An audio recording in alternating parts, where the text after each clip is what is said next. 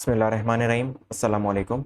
आज हम लोग question number 4 spring 2026 management accounting का अटैम्प्ट करने लगे हैं, जिसके अंदर हम लोग रसिट इंडस्ट्री लिमिटेड के बारे में ब्रेक इवन पर काम करेंगे। ये सवाल स्पेसिफिकली ब्रेक इवन और मार्जिन ऑन सेफ्टी के हवाले से बनाया गया है। आइए इसकी वर्किंग शुरू करते हैं। सबसे पहले इसकी रिक्वायरमेंट पढ़ते हैं। Based on 2026 projections compute the break even sales amount, मतलब आपको ब्रेक इवन सेल्स यूनिट्स में नहीं बल्कि अमाउंट में निकालना है, and the margin of safety की परसेंटेज। 10 मार्क का ये सवाल है, तो तकरीबन आपके पास 18 से 20 मिनट है उसको सॉल्व करने के लिए। The following is the product wise operation result of russet industry limited for the year ended 28 February 2026। Product ए और बी के हवाले से आपको सेल्स दी हुई है, रॉ मटेरियल्स दिए हुए हैं, डायरेक्ट लेबर, वेरिएबल ओवरहेड्स आपको दिए हुए हैं। फिर इसके बाद आपको कंट्रीब्यूशन मार्जिन दिया हुआ है ए और बी का, और फिक्स्ड कॉस्ट दी हुई है। The selling price per unit is 50 for product ए।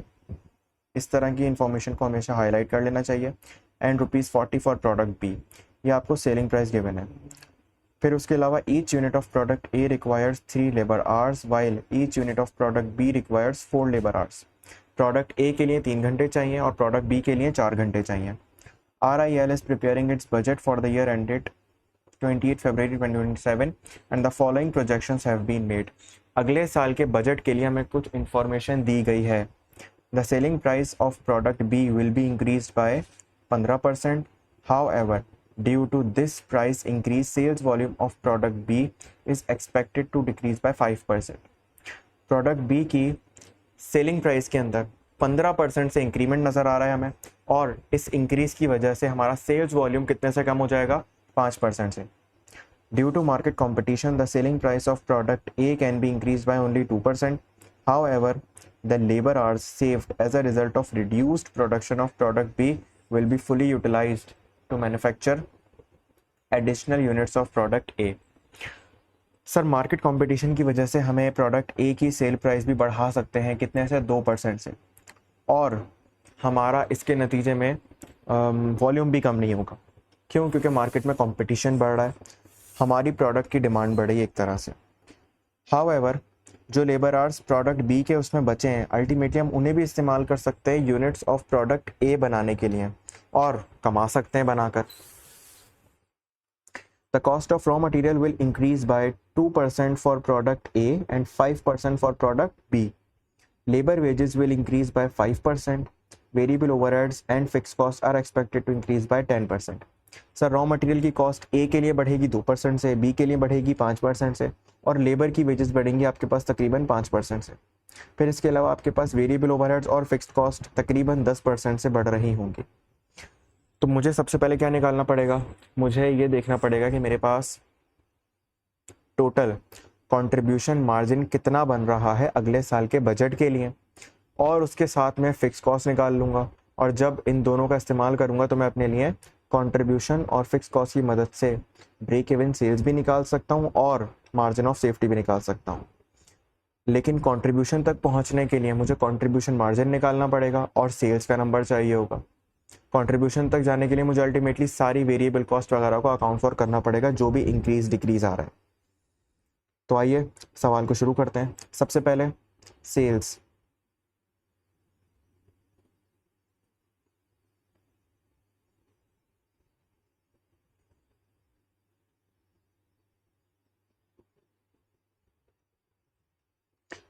हमारे पास सेल्स आ रही है ए की भी और बी की भी, तो एक काम करते हैं, दोनों को पैरेलल लिख लेते हैं। ए की भी सेल्स आ रही होगी कुछ और बी की भी आ रही होगी सेल्स। तो कितनी सेल आ रही है हमारे पास ए और बी की? सर, अभी 2 लाख रुपए है और बी की 2,40,000 रुपए, लेकिन इसमें कुछ चेंजिंग आ रही है। चेंजिंग यूनिट्स में भी आ रही है और प्राइस में भी आ रही है। अच्छा, प्राइस में कितनी चेंजिंग आ रही है? 15% बी की प्राइस में चेंज आ रहा है और ए की प्राइस में 2% से चेंजिंग आ रही है। लेकिन यूनिट्स में कितना चेंज आ रहा है? सर, बी के यूनिट्स डिक्रीज होंगे 5% से, समझ में आ गया सर, और ए के यूनिट्स बढ़ेंगे उतने से जितने बी के कम होने की वजह से आपके पास कैपेसिटी इंक्रीज होगी। तो जब इस तरह की मुश्किल बात हुआ करे ना, एक वर्किंग ड्रॉ कर लिया करें, एक लाइन में घुसाने की कोशिश मत किया करें। तो मुझे इसने जब इतनी मुश्किल बात करने की कोशिश की तो मैंने एक वर्किंग बना ली, और उस वर्किंग में मैं क्या दिखा दूंगा, मैं ये दिखा दूंगा कि मुझे ए कितने बनाने हैं, बी कितने बनाने हैं अगले साल के लिए। तो पहले तो ये देख लो करंटली कितने हैं, करंटली ए भी बता दो और बी भी बता दो। सर ए मेरे पास अभी बन रहे हैं 200 मिलियन के हिसाब से, 50 रुपए की कॉस्ट है, तो 200 मिलियन डिवाइड बाय 50 कर दोगे तो पता चल जाएगा 200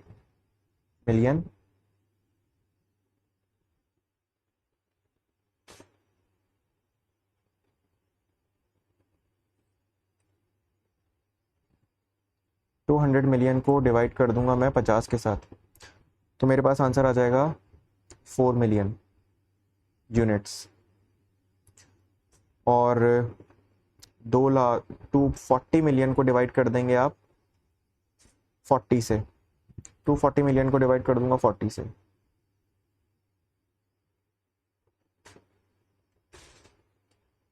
इसको सॉल्व करूंगा तो मेरे पास आंसर आएगा 6 मिलियन। तो मुझे 6 मिलियन की करंटली मेरे पास सेल्स हो रही है इन यूनिट्स, इन यूनिट्स। अब सवाल ये उठता है कि वॉल्यूम में कितना इंक्रीज डिक्रीज आएगा। सेल्स इन, प्राइस का इंक्रीज डिक्रीज इतना मुश्किल नहीं है मेरे पास, वॉल्यूम का इंक्रीज डिक्रीज थोड़ा सा मुश्किल है।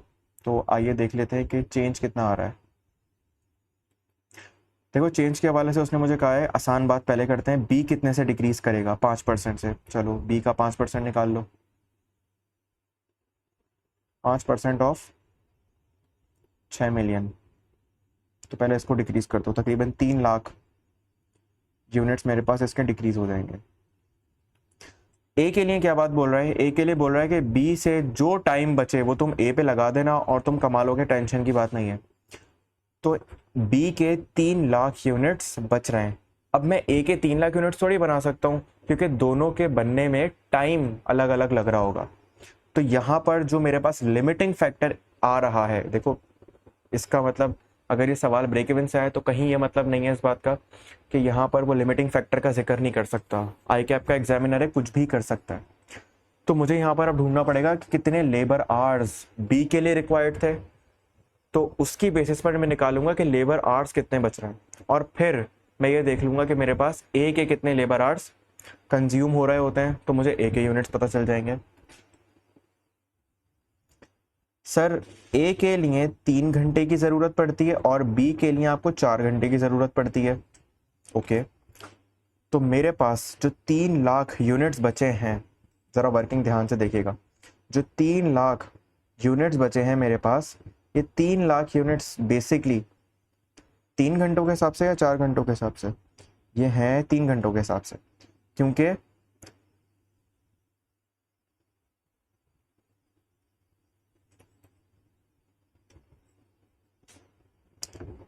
4 घंटों के हिसाब से, सॉरी। प्रोडक्ट ए के लिए आपको ज़रूरत पड़ती है 3 घंटों की और प्रोडक्ट बी के लिए आपको ज़रूरत पड़ती है 4 घंटों की। हमने जो 3 लाख यूनिट्स बचाए हैं, जो हमने 3 लाख यूनिट्स बी के नहीं बेचे, कम बनाए, इसको बेचने की वजह से पता है फ़ायदा क्या हुआ? इसको बेचने की वजह से फ़ायदा ये हुआ कि बी के नतीजे में 4 घंटे लगते थे और अब वो हमें 4 घंटे बच गए, तो 3 लाख यूनिट्स बचे मल्टीप्लाई बाय 4 घंटे बी के, तो मेरे पास तकरीबन 300,000 मल्टीप्लाई बाय 4, ये 1.2 मिलियन आवर्स मेरे पास बच गए।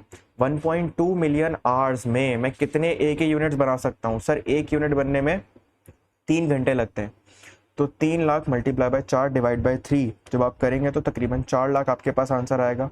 और ये 4 लाख यूनिट्स आप बना सकते हैं इस टाइम के अंदर। मैं दोबारा से ये बात रिपीट कर देता हूँ, मैंने बी के 3 लाख यूनिट्स कम बनाए। जब मैंने बी के 3 लाख यूनिट्स कम बनाए तो मैंने सोचा कि मेरे पास आवर्स कितने बचे। बी का एक यूनिट बनता है 4 घंटे के अंदर, तो इफेक्टिवली मेरे पास 3 लाख मल्टीप्लाई बाय 4 घंटे बच गए, तकरीबन 1200 घंटे, 1200,000 घंटे, 1.2 मिलियन घंटे मेरे पास बच गए। इन घंटों के अंदर मैं ए कितने बना सकता हूँ? सर ए का एक यूनिट बनता है 3 घंटे में, तो 1.2 मिलियन में कितना बन जाएगा सर? 1.2 मिलियन को डिवाइड कर देंगे 3 से, तो मेरे पास आंसर आएगा 4 लाख यूनिट्स। अब मैं देख लूंगा कि मेरे पास बजटेड सेल कितनी आ रही है। मेरे पास बजटेड सेल्स कितनी आ रही है सर? ये आ रही है तकरीबन 4.4 मिलियन, और ये आ रही है मेरे पास 5.7 मिलियन। सर प्राइस का इफेक्ट भी यहीं पर ले लेते हैं। मेरे पास जो पहले प्राइस थी वो थी तकरीबन 50 रुपये और 40 रुपये, लिखी हुई भी है यहाँ पर 50 रुपये और 40 रुपये।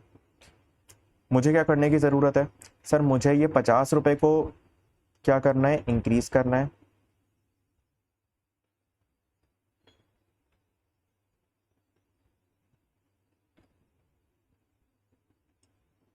₹50 को मुझे इंक्रीज करना है कितने से सर? 50 रुपये, क्योंकि प्रोडक्ट ए की कॉस्ट है तो आपको 2% से इंक्रीज करना है, और 40 रुपये मेरे पास प्रोडक्ट बी की कॉस्ट है तो मुझे इसको 15% से इंक्रीज करना है। 50% को 2% से इंक्रीज कर देते हैं, 50 रुपये को 2% से इंक्रीज कर देते हैं, और 40 रुपये को 15% से इंक्रीज कर देते हैं। जब मैं ये काम करूँगा तो मुझे पता चल जाएगा कि मेरे पास रिवाइज्ड प्राइस क्या आ रही है, और इसको मैं सेल्स से मल्टीप्लाई कर दूंगा तो मेरे पास टोटल सेल्स की वैल्यू आ जाएगी, जो कि तकरीबन इसकी बनेगी 2,24,400। इसको मैं मिलियन में लिख देता हूँ।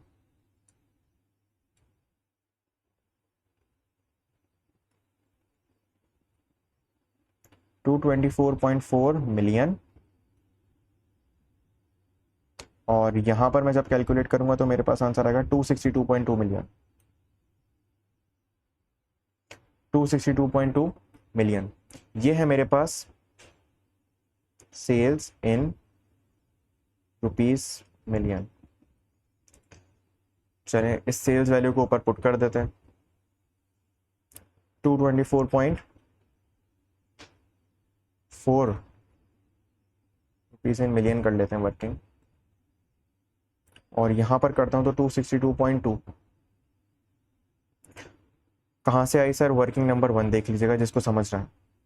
इसके बाद मैं इसके अंदर इफेक्ट ले लूंगा ये करके सारी कॉस्ट का। सर वेरिएबल कॉस्ट में मेरे पास सबसे पहले जो एक कॉस्ट आ रही होगी वो मेरे पास होगी रॉ मटेरियल की। तो रॉ मटेरियल मुझे कितने का मिल रहा है सर? रॉ मटेरियल आपकी जो पहले कॉस्ट थी वो इंक्रीज हो जाएगी in proportion to the volume. जितने से आपका वॉल्यूम इंक्रीज करेगा ऑब्वियस सी बात है उतने से आपकी रॉ मटेरियल की कॉस्ट इंक्रीज करेगी। हाँ, अगर इसने आपको प्राइस के हवाले से भी कोई एडिशनल बात की है तो प्राइस भी मैं उतने से इंक्रीज कर दूंगा। प्राइस के हवाले से इसने मुझे कहा है कि ए के लिए 2% से बढ़ेगी, ठीक है। तो मैं काम करता हूँ कि पहले वाली प्राइस ले आता हूँ। पहले मेरे पास रॉ मटेरियल तकरीबन कंज्यूम हो रहा था 60 मिलियन का। मेरे पास रॉ मटेरियल कंज्यूम हो रहा था 60 मिलियन का। 60 मिलियन को 1.02 से मल्टीप्लाई करूंगा तो प्राइस का इफेक्ट आ गया। अब जो बजटेड सेल के अंदर मेरे पास वॉल्यूम बढ़ा है वो कितने से बढ़ा है सर? 4 लाख यूनिट्स का। अगर मैं आपसे कहूँ कि इस 4 लाख को चेक करें कि ये 4 मिलियन के कितने % इंक्रीज किया है, तो 4 लाख डिवाइड बाय 4 मिलियन आप करेंगे तो आपके पास 10% का आंसर आएगा। 10% से मेरा वॉल्यूम इंक्रीज किया है इफेक्टिवली। तो आइए मैं यहाँ पर वो 10% पुट कर देता हूँ, तो मुझे पता चल जाएगा कि मेरी रॉ मटेरियल कॉस्ट कितनी आ रही होगी। ये बनेगी तकरीबन 67.32 मिलियन। ये मेरे पास रॉ मटेरियल आ जाएगी। इसी तरीके से मैं रॉ मटेरियल चेक कर लूंगा फॉर प्रोडक्ट बी, 84 मिलियन।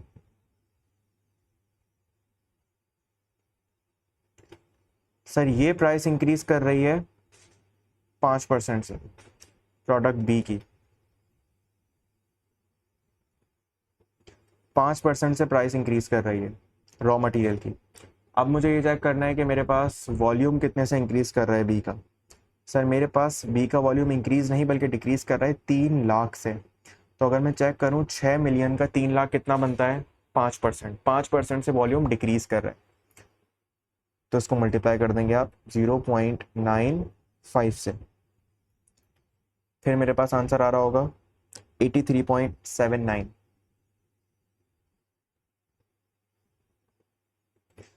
ये मेरे पास रॉ मटेरियल की कॉस्ट आ गई। अब अगला काम लेबर पे काम कर लेते हैं।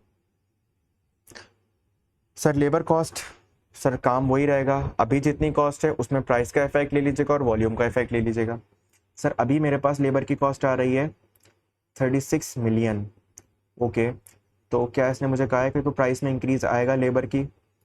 सर मेरे पास बिल्कुल labour wages will increase by 5%।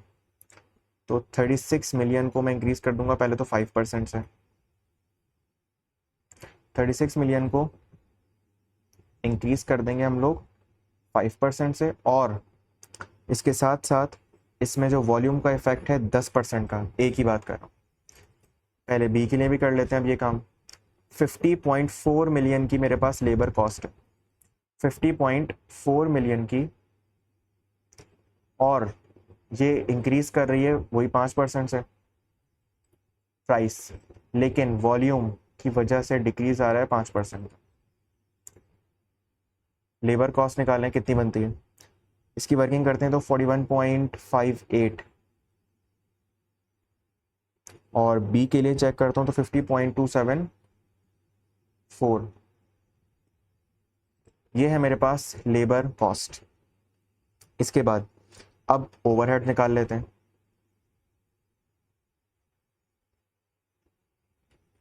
Sir overheads के लिए इसने मुझे प्राइस के हवाले से तो कहा है कि variable overheads and fix cost are expected to increase by 10%। तो वेरिएबल ओवरहेड्स 10% से इंक्रीज करेंगे, और 10% से इंक्रीज करेंगे, साथ में वही चीज़ आप एक तरफ प्राइस का इफेक्ट ले लेंगे, दूसरी तरफ वॉल्यूम का इफेक्ट ले लेंगे। तो मेरे पास अभी कितने ओवरहेड्स, 24 मिलियन और 33.6 मिलियन, 24 मिलियन और 33.6 मिलियन।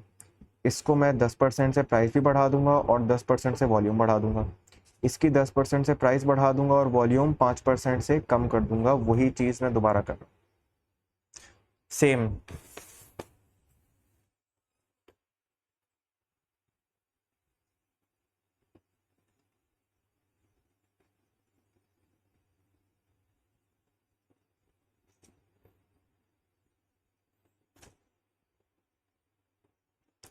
अब इसके बाद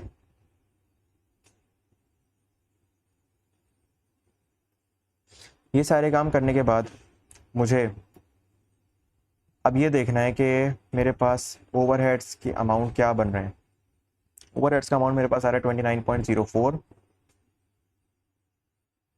और बी के लिए मैं चेक करूं तो मेरे पास 35.112। ये है मेरे पास ओवरहेड्स का अमाउंट।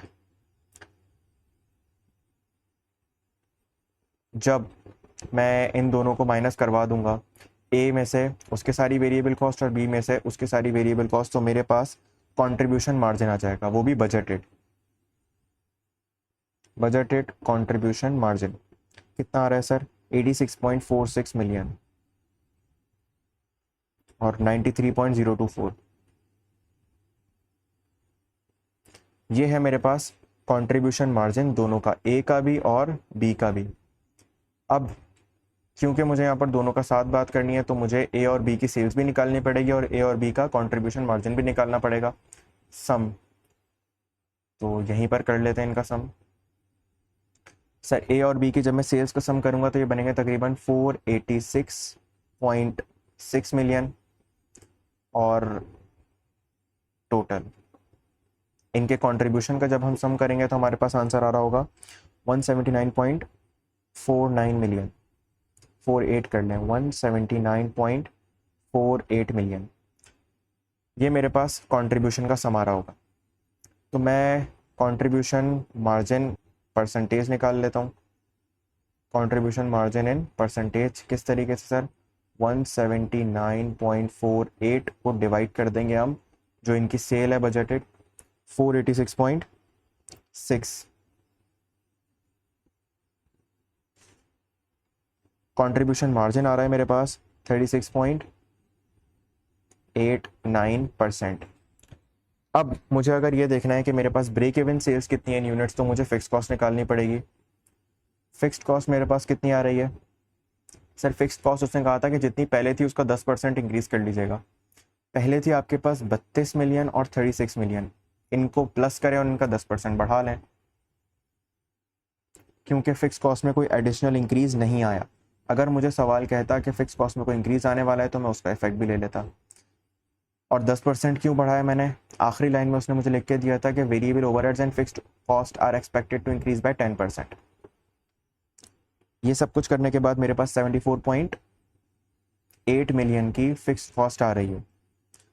अब मैं ब्रेक इवन सेल्स निकाल सकता हूँ इस 74.8 को डिवाइड करके कंट्रीब्यूशन मार्जिन से, तो मेरे पास ब्रेक इवन सेल्स आ जाएगी कितने से? 74.8 डिवाइडेड बाय 36.89%। मेरे पास आंसर आ रहा होगा 202.765। ये है मेरे पास ब्रेक इवन सेल्स। मेरे पास मेरी बजटेड सेल कितनी बन रही है सर? मेरी बजटेड सेल है तकरीबन 486 और मेरी ब्रेक इवन सेल्स है 202.765। तो इसका मतलब है कि मैं अपने बजट से बहुत, मैं अपने ब्रेक इवन से बहुत ज़्यादा सेल कर रहा हूँ। तो मेरे पास मार्जिन ऑफ सेफ्टी कितनी है?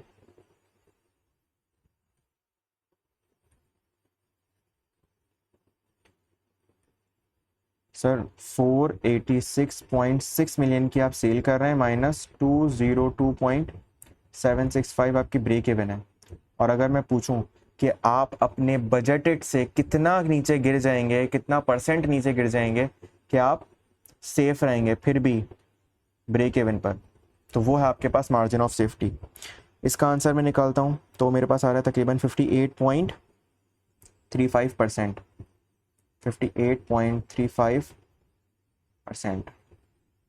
सर ये दो मेरे पास सवाल की रिक्वायरमेंट्स थी, बाकी सब मेरे पास एज अ वर्किंग काउंट हो रहा होगा। ये और ये मार्जिन ऑफ सेफ्टी आ गई और ब्रेक इवन इन अमाउंट आ गई। ये इन मिलियन है और ये इन परसेंटेज है। मैंने वर्किंग नंबर 1 का इस्तेमाल किया था यूनिट्स वगैरह आइडेंटिफाई करने के लिए, तो मैंने यहाँ पर वो लिख भी दिया। एक छोटा सा आसान सा सवाल था हमारे पास ब्रेक इवन सेल्स का, मार्जिन ऑफ सेफ्टी का। उम्मीद है आप लोगों को समझ में आया होगा। 22 मिनट में हमने इसकी रिकॉर्डिंग कंप्लीट की है, तो अगर आप लोग इसे खुद से सॉल्व करेंगे तो मेरे हिसाब से 18-20 मिनट में ये बेरेबल सवाल है। अल्लाह हाफ़िज़।